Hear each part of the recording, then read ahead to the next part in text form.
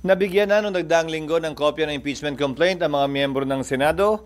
Uploaded na rin sa website ng Senado yung aktual na impeachment complaint kabilang yung mga annex nito.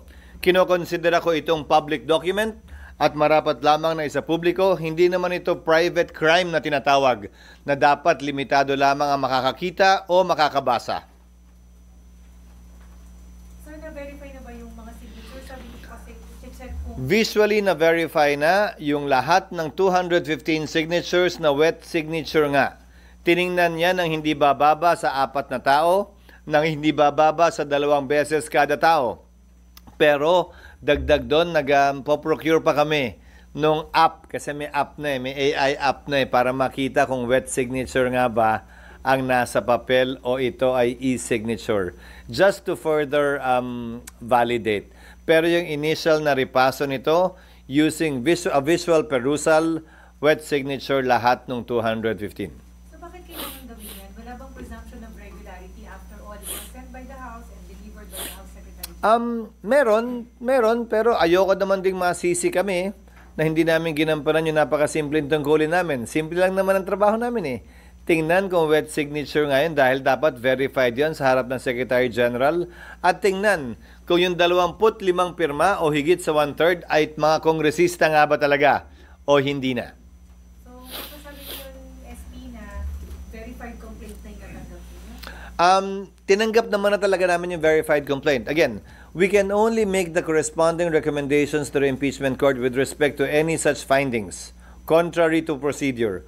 Walang karapatan o kapangyarihan ng SecGen magdesisyon tungkol dito. Ministerial ang trabaho ng SecGen. He is simply doing his due diligence work in order to report or give a complete report to the Senate plenary.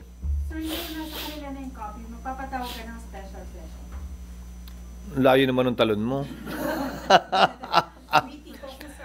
I have already said, I have no intentions of requesting the President for a special session. Hindi ito isa sa mga bagay na dahilan para magpatawag ng special session ng Senado. Dagdag po dito. Sino bang may gusto na mag-special session kami at mag-trial kami bago mag-eleksyon? Sino ba humihiling nun? Sino? Sino nga? Yung pro, sabi ko na. Sino mang pro, anti, di namin papakinggan.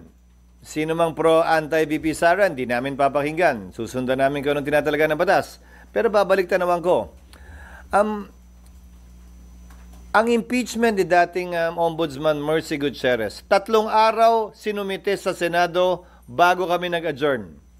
And yet, in-schedule ang trial pagkatapos ng recess, mahigit 1 buwan mula sa araw na yon. Impeachment trial ng yumaong Chief Justice Corona, December 13 final, 1 linggo bago nag-recess ang Senado, hindi lamang 3 araw, 1 linggo. Pero hindi nag-trial ang Senado. Nag-trial matapos ang recess ng Pasko at New Year at tinawag yung pagdinig ng January na makalipas ang humigit kumulang 1 buwan. Bakit ko iibahin ang pagtrato dito sa impeachment complaint na ito? Hindi ito espesyal, hindi ito kakaiba. Ang tingin dapat namin dito, ordinaryong impeachment complaint lamang laban sa isang impeachable officer. Pare-pareho lamang silang impeachable officer sa pananaw namin. Presidente man, Vice Presidente, Ombudsman, Chief Justice o ibang impeachable officer. Walang dahilan para mag-iba kami ng pagtrato dito. Baka mapagbintangan pa kami o maakusahan na iniiba ito dahil espesyal ito, dahil mas dinidiinan at minamadali namin ito. Ordinaryo lamang ang pagtrato namin dito, pinakamagandang ebidensya at batayan na kami magiging patas para dito. Sir, kanina po Parang nakumbinsi ka naman, nimpa di ba tumatong ko eh. sabi po ni Congressman Luis sir, na hindi naman daw sa minamadali kayo, pero he will raise to the House Constitution Team yung possibility to go to SC para masimulan agad. Sabi niya, hindi daw dahilan na ay mag-election kasi hindi pwede Karapatan nila yon, ginagalang ko yon, pero pwede bang sagutin na rin muna niya sa kumaari? Bakit nila inupuan ng 2 buwan ito? 2 buwang nakabinbin ang 3 impeachment complaints sa Senado sa Kongreso. Ang kailangan lamang naman gawin, ipadala yan sa Speaker para ma-agenda ng Speaker yan. Magkatabi ang opisina nilang 2. Pero hindi yun ginawa sa loob ng 2 buwan. Tapos kami gusto sa loob ng 2 oras magawa yon. Sa loob ng ilang araw magawa yon. Kung tila hindi sila nagmadali, anong pinaguhugutan at saan sila nanggagaling para madaliin kami ngayon? Hindi naman niya kailangan sagutin talaga kung gusto lang niya. Para lang maliwanagan din ako. Sir, how could the Senate ensure a fair trial for VP Duterte given that some senators have already given their position that they'll vote against? Well, aren't we starting on the right foot by treating it like any other impeachment complaint? That's a good start, I believe. Now, with respect to those who are voicing out their position, I would hasten to remind them once again and admonish them once again to kindly refrain from doing so in order to maintain and keep the impeachment court itself and the process fair, without any prejudgment on the part of any member of the Senate for or against impeachment. Sir, sa rules of impeachment, ano-ano po yung mga items na kailangan nyo pang ayusin? Nag-mention already yung judicial affidavit. Yung pre-trial briefs na isasubmit, yung halimbawa para hindi mag-aksaya ng panahon, yung pag-otorisa sa presiding officer kung nanaisin nila, na gawin lahat ng mga kailangan gawin to take proper order of the subject of impeachment, kabilang na ang pagpapasagot sa nasasakdal, ang pagpapayag ng pre-trial briefs na maisagawa na, upang sa gayon pagpasok ng bagong Senado ng 20th Senate ay talagang dire-diretso na sa trial at wala nang pag-aantala pa na kailangan nating antabayanan at intayin. So kapag nakapag-trial na, ano yung timeline, I mean, yung period na pwede ninyong matapos yung With pre-trial briefs and with judicial affidavits, I think in 2 to 3 months, the Senate can do it. If we can hold trial for 4 times a week, 4 days a week, of 5 to 6 hours each, I think that would be sufficient. Basing it on the completed trial of then Chief Justice Corona. Yung pa lamang naman kasi ang natapos natin, di ba, na impeachment trial. Yung iba, hindi naman natuloy o hindi natapos. Yes, ano kayang magiging question kung tatawid ng 20th Congress? Malayang pwedeng may magtanong, pero anong gusto nilang gawin namin? Finish or not finish? Pass your paper? Ano to? Exam ng grade 3? Hindi pa tapos magpresenta ng testigo yung prosecution at depensa dahil June 30 na. Oh, pagbotohan na natin to. Dismiss na natin to. Ganon? Hindi naman siguro yun ang intensyon ng saligang batas. Ang intensyon marahil, dapat dumating sa punto ang kaso ay matatapos, mariresolbahan at pagpapasahan. Hindi yung bitin-bitin palagi. Pangalawa, nabigay ko na sa inyo yung example o halimbawa ng mga collegial courts dahil ito ay hindi trabaho ng legislasyon. Ito ay trabaho ng isang impeachment court. So hinalintulad ko na yan sa Court of Appeals, sa Supreme Court, sandigan bayan ng mga collegial courts. Kahit nga sa ordinaryong RTC, nagpalit ng judge, tuloy naman yung kaso Bibigyan ko kayo ng isa pang halimbawa. Yung SET, yung mga kaso sa Senate Electoral Tribunal. Tumatawid ito ng susunod na Kongreso. Bagaman nagpalit ang mga maestrado ng Korte Suprema sa SET, bagaman nagpalit ang membership ng Senado dahil tumawid sa panibagong Kongreso, tumutuloy-tuloy din ang kaso doon. At hindi kailangan i-dismiss dahil lamang pumasok ang panibago na namang Kongreso. Maging ganun pa man, ito ang unang beses na mangyayari ito. May karapatan sino man mag-question ito.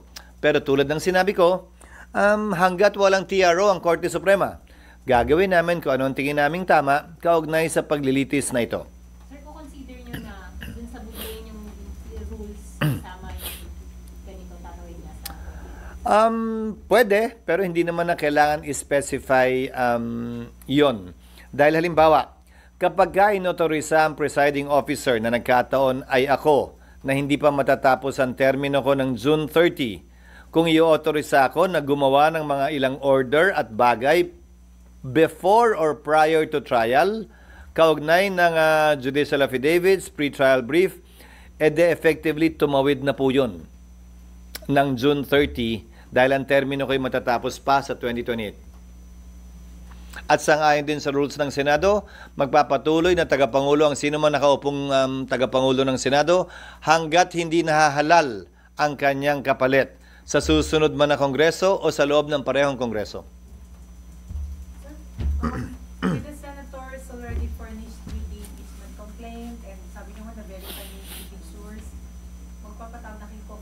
Hindi. Ako hindi ko pa nababasa eh. So you give Mula- them time to... They will be given time to read. They will be given time to review it. We will be sending them a draft of the rules, proposed rules for their review too.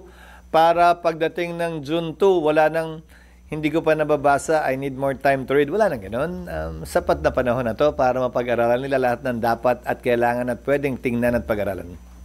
And so nag-attend kayo sa drafting ng rules. Hopefully in the next 2 weeks, matapos namin yan, yung draft. And then we'll get opinions from various sectors, the academe, para mabuo namin ito ng may buong tapang at kumpiyansa na sapat na yon. So Senate lang, Senate legal team mo na yung gagawa, mag-draft ng Yes. rules, or with the consultants na? With the consultants na. Tapos ibabato namin sa ilang academe, sa sector na academe, ilang mga kaibigan namin sa academe, basta't hindi sila sasama o kasama sa impeachment trial sa magkabilang panig. Because again, as I told you the last time, balita namin, siyempre marami ng mga abogadong nagkukonsultahan, nag-a-apply, nagkinukuha sa prosecution man o sa depensa. And then saka niyo po i-relate din Sa mga senador para mabato rin nila sa kanilang mga consultant para pagdating ng period para pag-usapan namin at pagbotohan yan, handa na ang lahat sa kanilang mga panukalang amendment kung meron man. SD, doon lang sa sa mga dates. Sabi niyo sa June 2 possible matalakay, may i-refer sa committee, tama po ba? Hindi na i-refer sa committee yan. Alam niyo impeachment? Sa plenary agad yan. Plenary agad, tapos magko-convene agad niyo as impeachment court? Pwede. Unahin muna namin yung rules. Unahin muna namin aprubahan yung rules. Is the Senate also open to subpoena yung VP Duterte's bank records? It depends. It depends. The Senate cannot and should not, as an impeachment court, issue opinions regarding that without any party requesting for it. Hindi kami investigador. Hindi namin trabaho hilingin yon. Dapat, kung kailangan talaga yan, may partido, prosecution of defense na manghihingi niyan, at kung objekta ng kabila, pagpapasahan po namin yan.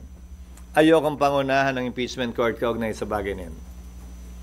Asking from preparation po, most likely July or August po ang actual trial. Most likely when the new Congress already enters into its function. That means after SONA. SONA, I think, is on July 21. Tama? Kindly check.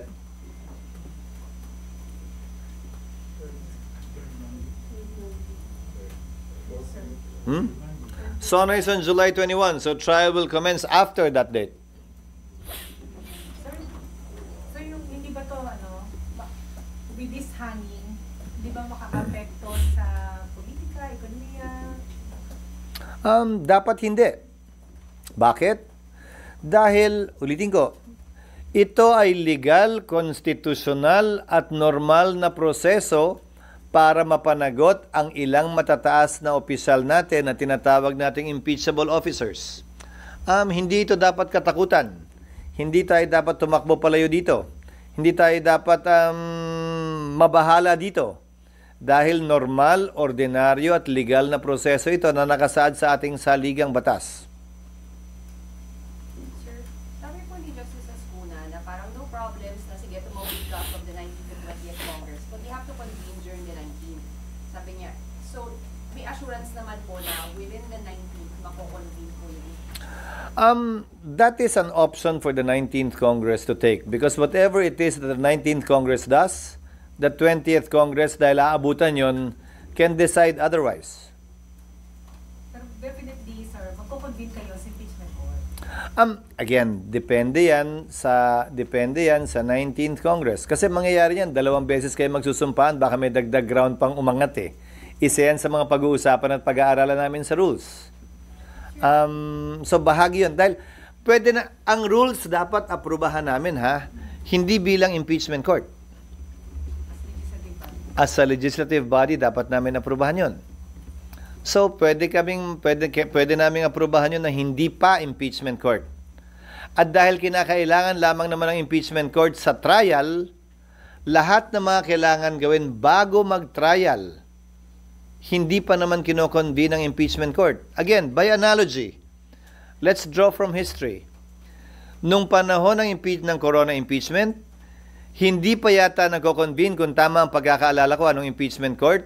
Nag-issue na ng mga summons ang Senate President habang recess para hindi na makaksaya ng panahon. So pwede rin gawin yun dito. Kung pagpapasahan ng 19th Congress na kailangan mag-convene muna tayo bago magawa yan, desisyon ng 19th Congress yun. Depende nga kung ano yung may ilalagay sa rules namin. So sir, dun sa timeline, pag June 2, after June 2, nag-refer, mag-convene. Again, don't be confused about and stuck with convening. Kahit mag-convene yung impeachment court, anong gagawin namin? Ang unang-unang gagawin pagkatapos ng rules, papadala ng summons ang nasasakdal. 10 araw para sumagot kung hindi siya hihingi ng extension. Pag humingi ng extension, malamang pagbibigyan naman yun ng isa. Ngayon, pagkatapos nun, 10 araw din para magsumite ng reply. Baka humingi din ng extension. Pagkatapos nun, baka humiling naman yung nasasakdal ng pagkakataon magsabit ng rejoinder. Hindi ko alam, pero karapatan niya yun. Karapatan din ng prosecution magsubmit ng rejoinder. Karapatan din ng magkabilang panig kung tingin nila may nais pa silang sabihin o isumite na pleading, magsumite na tinatawag nating ad cautela pleading. So, mahaba pa yun eh. Tapos magpi-pre-trial. Maghahanda sila ng judicial affidavit, pag-uusapan nila kung ano yung mga admission na pwede na lang sabihin, hindi na kailangan patunayan yan para hindi humaba, okay na kami dyan, tanggap na namin yan. Kaya nga ang tawag pre-trial, di ba? Kasi hindi pa trial pre. Before trial. So, ang dami pang gagawin bago yung actual impeachment court ay kinakailangan umupo at dinggin ng anumang bagay. At sa loob ng 6 na araw, maski na 30 araw, baka nga hindi pa matapos yun. Yan yung sinasabi ni Senator Coco, ang ating minority leader, na in-interview niya na 10 days. Ubus na yung June 30 Bago magsimula kasi ang trial, kailangan lahat yun matapos muna. Kaya nga pre-trial ang tawag doon. Pero at least, ST, definitely, maaprubahan yung rules, makakapanumpa kayo sa impeachment charges. And then, baka nga hindi pa kailangan dahil kung nakalagay sa rules na pwede nang gawin lahat yan, kung nakalagay sa rules na pwedeng gawin yan ng presiding officer nang hindi kinoconvene ng impeachment court, posibilidad yon. Ayoko lang pangunahan. Ngayon pag sinabi din naman ng mayoriya na convene tayo, authorize ka namin, pwede rin yun, nasa sa kanila yun. Ayokong pangunahan. Kasi nga itong proposed rules na to, isusumite pa lang namin sa kanila. Sorry.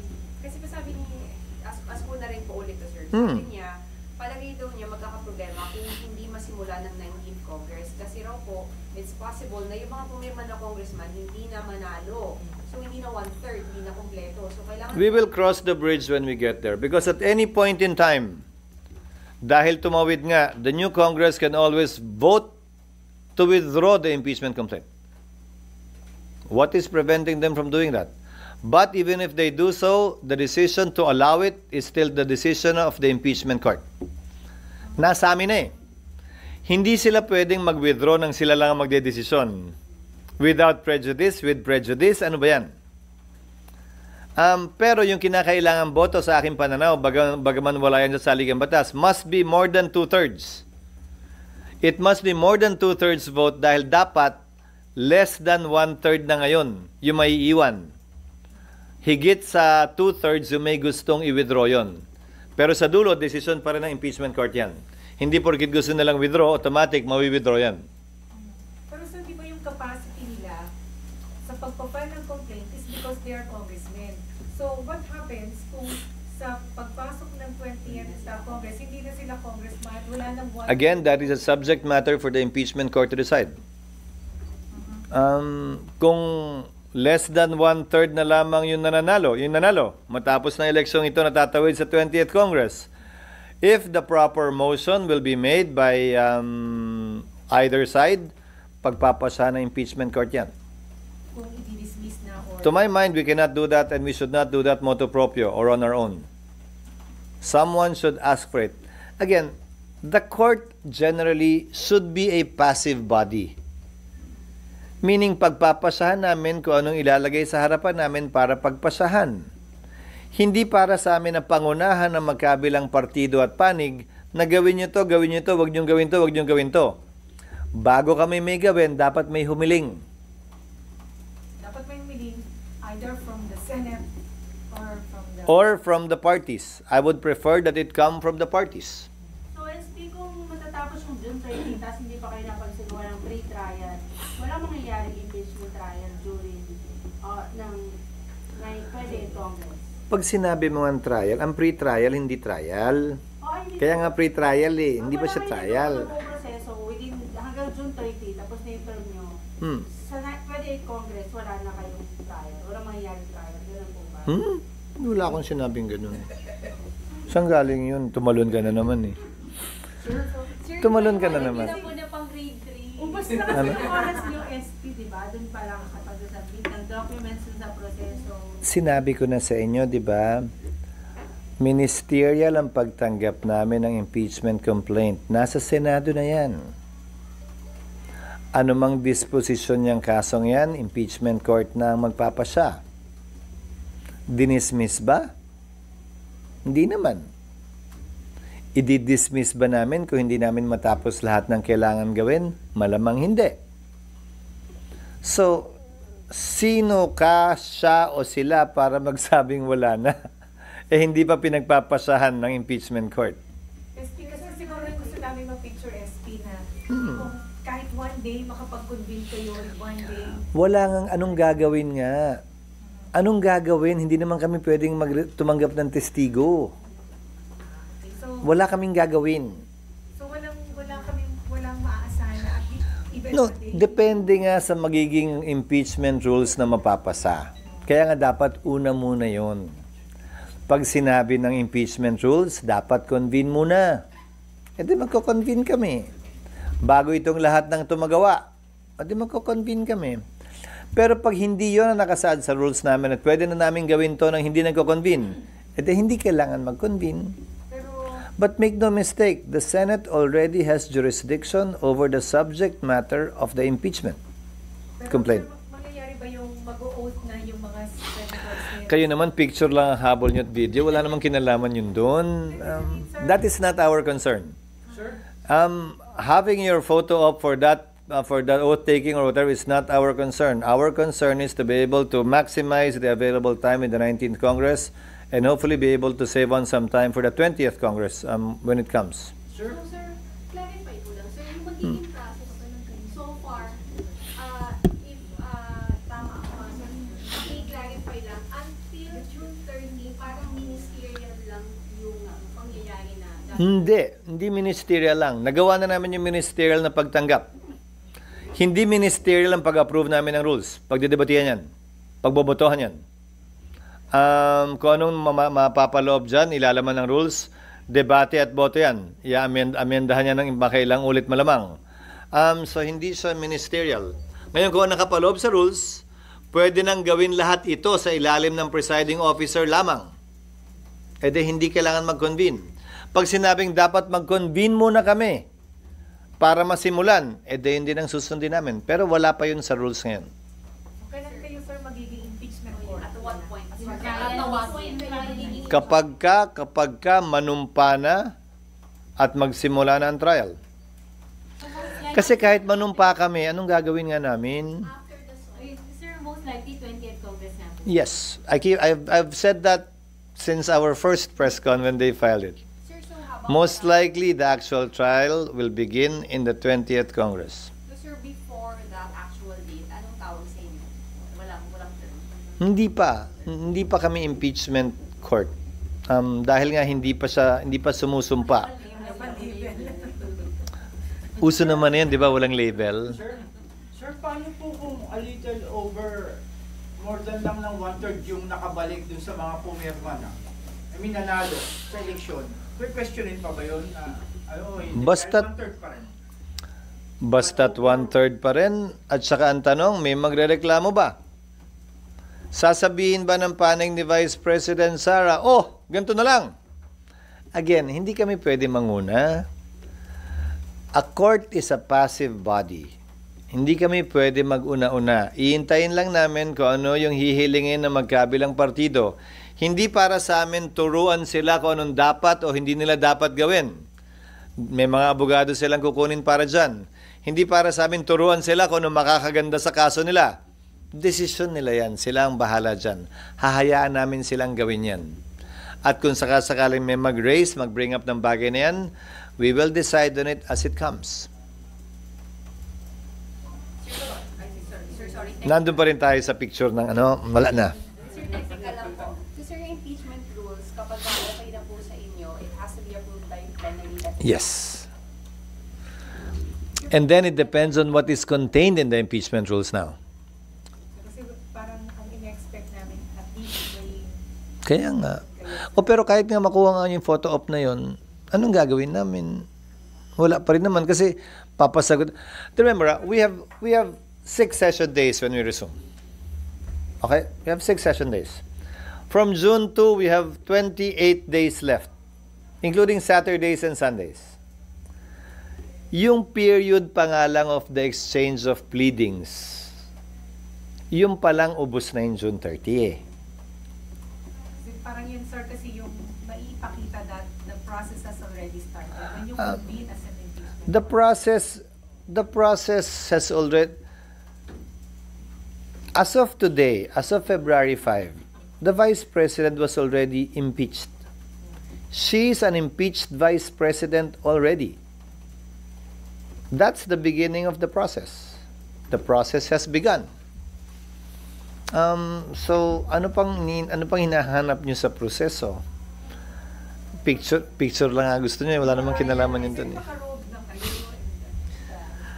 Kaya nga darating yun, it will come. Pero hindi naman yan minamadali dahil lamang gusto niya ng photo op. Hindi naman ganun yun. June 30. Again, Hindi mo nangyari hanggang June 30 or after na. depende nga sa rules na aprobahan namin. Pero kung ako tatanungin nyo, wala pang trial eh. Sir, yung INC. Hindi, wala pa kasing trial eh. Walang gagawin eh. Wala pang gagawin yung court mismo. Remember, a court is convened once it is ready to receive evidence. All of these will come in, the reception of evidence, after the pre-trial procedures are completed. Wala pang actual reception of evidence. Pero sir, di ba, pag hindi pa kayo nakapag-convene as impeachment court, parang hindi ba ulitin yung filing ng articles of impeachment? Hindi ah. Hindi. Saan mong galing yung... Ano na nga ba sinabi ko sa'yo? Hindi porket magpapalit ng Kongreso, dismiss lahat ng pending na kaso. Kasasite ko lang nga kanina, di ba? Yung SET na mismo, Senado na yun. Senado na mismo yun, ha? Tumatawid, eh. Yun, walang debate, wala naman nagrereklamo. Di ba? So, yun, kaso din yun. Hindi legislative yun. So, anong problema? Ngayon, karapatan nila dahil unang beses mangyayari ito na mag-question sa korte. Kaya wala kayong photo op ng ganun sa 19. Okay lang sir, nandito pa naman kami 20 Kaya nga, makikita nyo pa rin naman yun. Sir, sabi naman ni Vice President, hindi siya umattend sa impeachment trial. Baka daw kayo ma-intimidate. She is free to say what she wants to say. I doubt if that will happen. I myself am not. So, she's free to say what she wants. But if she needs to attend, we will make her attend. If she doesn't need to attend, we won't force her because that's her right to waive her right to appear unless it is necessary or needed. And if she attends, how would she be treated? I mean, yung panning protocol, she's still the Vice President? It depends. She will attend as what? As what? As a witness, uupo siya sa witness stand. Pwede siyang i-cross-examine. Hindi siya pwedeng tumistigong, ito lang ang sabihin ko, ayoko na magsalita pagkatapos ito. Hindi pwede yun, ha? Any direct testimony must be subject to cross-examination before it is considered admissible. Pwede siya magsalita kung gusto niya, pero kung hindi siya magpapa-cross-examine, may karapatang i-strike yung testimonyang yon. Will she attend as a spectator? Will she attend as a lawyer, lawyering for herself? It depends in what capacity she will attend. And she will be accorded the treatment depending on the capacity that she will be attending. As a lawyer, then she will sit with all the other lawyers. As a witness, she will sit in the witness stand. As a mere spectator, not part of the legal team, she will sit in the gallery. VIP gallery. I'm sorry? VIP gallery or the ordinary gallery? Most likely VIP gallery. Why will we not accord respect not only to her but to her office? Of course we will. I'm sorry, other topic. On mining fiscal regime, is the Senate open to instead implementing an export tax on oil instead of the ban? That was not talked about and considered. If it's a tax, it must emanate from the House. That was not the subject matter of a hearing in the House and also in the Senate. Hence, it would be unfair to impose a tax that was never heard, especially by the House, given that all tax measures must emanate from the House. But sir, is the Senate still open to reviewing the ban on oil instead? Because miners are against this. Bakit sila against? Because it will affect their earnings. Yung kita nila maapektuhan. Paano naman yung kita ng ordinaryong Pilipino? Paano naman yung ekonomiya? Paano naman yung sariling steel industry natin para magmura naman ang presyo ng bakal dito sa ating bansa na ginagamit sa construction? Hindi naman pwedeng sila na lang. Isipin naman nila ibang tao. And remember, the mining fiscal regime bill seeks to make it easier for them to do mining. Ito lang yung sukling hinihiling namin. Ito yung kapalit na babalik naman sa tao, hindi lang para sa kanila. I hope they will not be that selfish in deciding on these matters. I think they should think of their country because after all, they are Filipinos. Bearing in mind that the Constitution requires Filipinos only to engage in mining although they can have an FTAA. Sir, yung merong announcement ng Malacanang for a new appointee sa COMELEC coming from... Meron na ba? Parang wala pa. Meron na sir, from si Attorney Casing who is from the law department. Mm. Is that on the right track na magagaling na mismo sa loob ng COMELEC? Yes, pinanawagan ko yan. Sinagot ko yung suwestyon ng isang abogado na dapat daw manggaling sa rekomendasyon ng oposisyon yung mga ipapalit. Ang sagot ko'y hindi dapat manggaling sa hanay ng oposisyon o ng administrasyon. Kung ako ang tatanungin, dapat kumuha ng tigaloob. Tigaloob dahil dati ng impartial, dati ng patas, dati ng parehas, at alam niya na ang trabaho ang kailangan niyang gawin. At hindi na kailangan turuan pa. Lalong-lalo na, nasa kalagitnaan na tayo ng eleksyon. Magsisimula na ang unang araw ng kampanya, bukas na bukas mismo. Pagbalik niyo pa siya masasanay sa Oo, pero ad interim appointee siya. Ibig sabihin, meron siyang buo at kompletong kapangyarihan bilang COMELEC Commissioner, bagaman hindi pa siya nakakonfirm ng Commission on Appointments dahil nga ad interim appointee siya. Pag-resume namin, kung siya'y hindi makakonfirm o yung pangalawa hindi makakonfirm, kailangan siyang i-repoint uli ng Pangulo pag-recess namin para mapagpatuloy niya yung kanyang trabaho habang kami naka-recess hanggang bago mag-SONA. Sir, may humingi na lang support sa inyo dun sa mga re-election ni Senators sa kanilang kampanya. Wala. Ang nagpa-endorse pa lang sa akin nung huling araw si Tol. Nag-video kami dyan sa opisina niya. Si Tol lang yun ang hingi ng formal na endorsement. Bagaman niyaya ko ang lahat ng mga kasamahan kong re-electionista sa Senado, maski na yung mga kaibigan ko na tumatakbo, na magiging karangalan kung tanggapin sila sa aking lalawigan, ang lalawigan ng Sorsogon, kung sakasakaling mapapadpad sila doon at ako'y nandun din. Sir, may sinabi kayo kanina na sigurado na or check na lilipat ang Senate sa new building. Ang tina-target namin ay late 2026 or late 2027. Hindi aaga ng December 2026 at sana hindi na lumampas ng December 2027. Sir, bakit ganun pa katagal?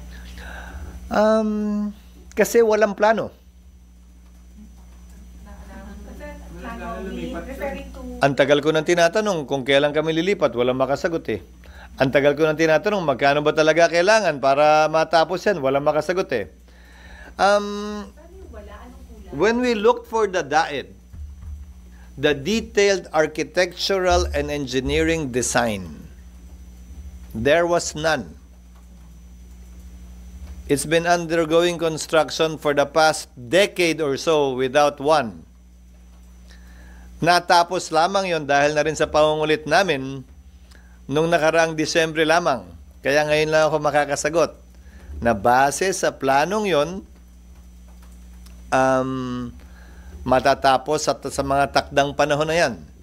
Yung amount, ang tinitingnan nila, although fina-finalize nila yung costing, ay ipa-finalize hopefully this week. Na yun yung ceiling amount na rin para matapos yun. At hindi na rin lalampas doon. Pwedeng bumaba, pero hindi na dapat lumampas. Yung amount na kailangan para makumpleto. Kabuuan na, meaning mula sa simula, total na nagastos para sa building na ito.